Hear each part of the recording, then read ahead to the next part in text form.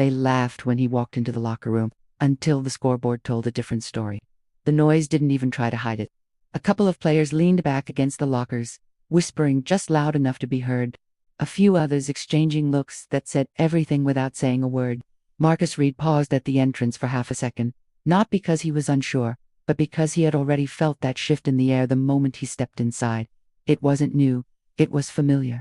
But that didn't make it normal. He adjusted the strap of his gym bag on his shoulder and walked in like he belonged there, because he did. His name was on the roster, his contract signed, his performance numbers stronger than half the team during tryouts. But none of that seemed to matter in this room. Not yet. Wrong door.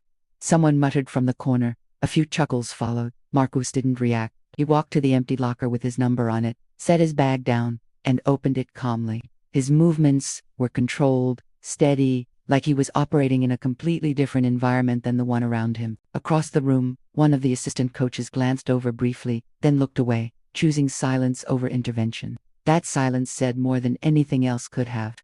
Practice started 15 minutes later. On the court, everything changed. The ball didn't care about whispers. The clock didn't care about assumptions. The game only responded to execution, and Marcus executed like he had something to prove, even though he wasn't trying to prove anything. Sharp passes, clean footwork, controlled movement, every decision precise. At first, the team played around him, not with him. Passes came late, or not at all. Plays shifted away from his side, as if he wasn't fully part of the system yet. But Marcus adapted. He moved into the spaces they ignored, created angles they didn't expect, turned missed opportunities into controlled plays. Within minutes, it became harder to leave him out of the flow. Then came the moment, a fast break, chaotic, unstructured. The ball bounced loose near half-court, and Marcus reacted first, picking it up in stride, accelerating toward the basket. One defender tried to cut him off, another closed in from the side. Marcus didn't slow down. He shifted once, then again, slipping through the gap like it was planned, and finished clean at the rim. Silence, not complete, but noticeable. The kind of silence that follows something unexpected. Practice continued, but the energy had changed slightly. Not acceptance, not yet, but awareness. Still, when scrimmage rotations were called, Marcus found himself on the bench again. He sat there, watching, his breathing steady, his focus unchanged. It wasn't frustration that filled the space inside him, it was clarity. Because this wasn't about performance. Not yet. This was about perception. And perception doesn't shift in one play. It takes time. Or something bigger. Game day came faster than expected. The arena was alive. The crowd loud. The energy sharp. Everything amplified under the lights. Marcus stood near the edge of the court during warm-ups, going through his routine, his movements, smooth, practiced, ready. But when the starting lineup was announced, his name wasn't called. No surprise. He had already seen this coming. The game started, and for a while, everything followed the expected pattern. The team moved well, the star player leading, the crowd responding, the rhythm steady. Then it broke, a bad landing, a sharp pause. The star player went down. The arena shifted instantly, the noise turning into concern, then uncertainty. Coaches gathered, trainers moved quickly, and within moments, the decision was clear. He wasn't coming back in. The bench became active, names being called, adjustments made, rotations shifting. Then finally Reed, "You're up." Marcus stood immediately. No hesitation, no extra movement, just readiness. He stepped onto the court as the crowd settled into a low murmur, curiosity mixed with doubt. This wasn't the plan. But now it was the reality. The ball was inbounded. Marcus moved into position, scanning the court, reading the flow, adjusting in real time. The pace felt faster than practice, the pressure higher, but his movements didn't change. Because pressure doesn't create ability, it reveals it.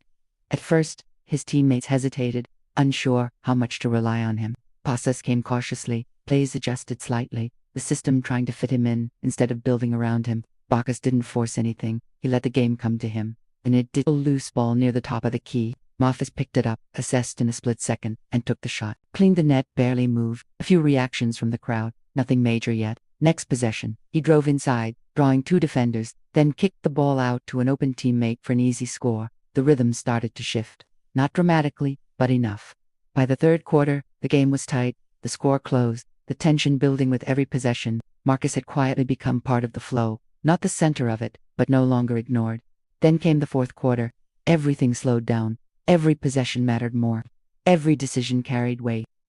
Marcus felt it, but he didn't rush it. With 2 minutes left, the score was tied. The coach called a timeout, drawing up a play, his voice sharp, focused. Marcus listened carefully, absorbing every detail. Then, as the team broke the huddle, the coach added something unexpected. Ball goes through Reed. A few players glanced at Marcus, not questioning, but noticing. The game resumed. Marcus took position, the ball moving around the perimeter before finally reaching him. The defender stepped up immediately. Pressure high, hands active. Marcus didn't react right away. He waited 1 second, then he moved. A quick step, a shift in direction, creating just enough space. The defender recovered, but it was already too late. Marcus pulled up, released. The ball arced cleanly through the air. Swish! The crowd reacted louder this time. Now they were paying attention. Final possession. The opposing team had the ball, pushing fast, looking for a quick score. Marcus tracked the movement, reading the play as it developed. The shot went up, missed, rebound tipped. Marcus moved first, securing the ball, then pushing forward without hesitation. The clock was running down. 5 seconds. 4, 3. He crossed half court. 2. Defender in front. 1. Marcus took the shot from just beyond the line. The buzzer sounded as the ball left his hands. Time slowed. The ball spun through the air. Then nothing but net. The arena exploded. Noise filled every corner, the kind that doesn't just sound loud, it feels loud, vibrating through everything. Marcus stood there for a second, not celebrating, not reacting wildly, just taking in the moment, because this wasn't about proving them wrong. It was about showing what had been there all along. His teammates rushed toward him, the energy completely different now. The same voices that had been quiet before now loud, excited, supportive, same people, different perspective. The coach approached, his expression firm but changed. "Good work," he said. Simple but real. Marcus nodded once, because he understood something clearly now. Respect didn't come when it should have. It came when it couldn't be denied. And even though the scoreboard showed the win, the real difference happened long before that final shot. It happened the moment he stepped into that locker room and chose not to react. The moment he stayed steady when everything around him tried to shift his focus. The moment he let his actions speak in a space where words wouldn't have changed anything. Because once people decide what they think they see, it takes more than one moment to change it, but it only takes one undeniable moment to break it. And tonight, that moment happened. The noise didn't fade quickly after the buzzer. It lingered, echoing through the arena as if the moment itself refused to settle down. Marcus stood near half court while cameras turned toward him, lights shifting, people moving faster now, all trying to catch the energy of what had just happened.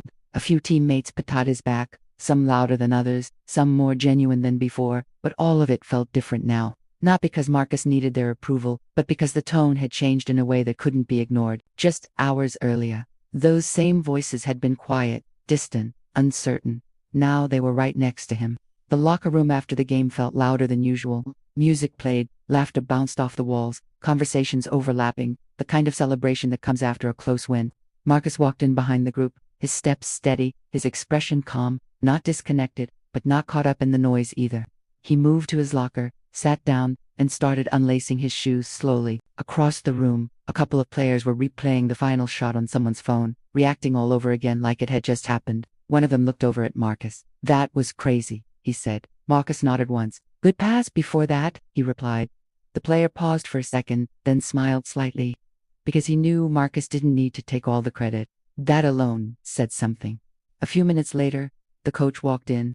The room shifted just a little, not silent, but more focused. He let the noise settle before speaking. "Good win," he said.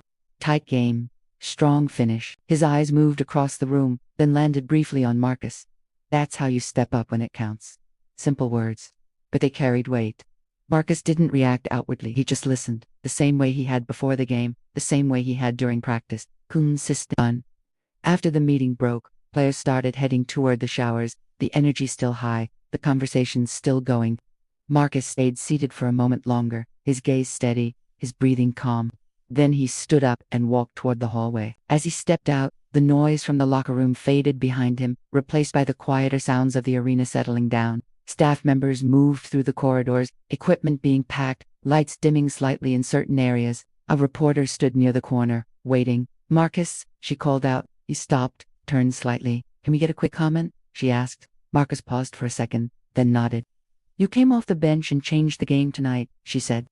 What was going through your mind in those final moments? Marcus looked at her, his expression calm, his voice steady. Just playing the game, he said, staying ready. The reporter nodded, but didn't stop there. There were a lot of eyes on you tonight, she added. Did you feel like you had something to prove? Marcus took a small breath, not because he needed time, but because he wanted to be clear. I knew what I could do before tonight, he said.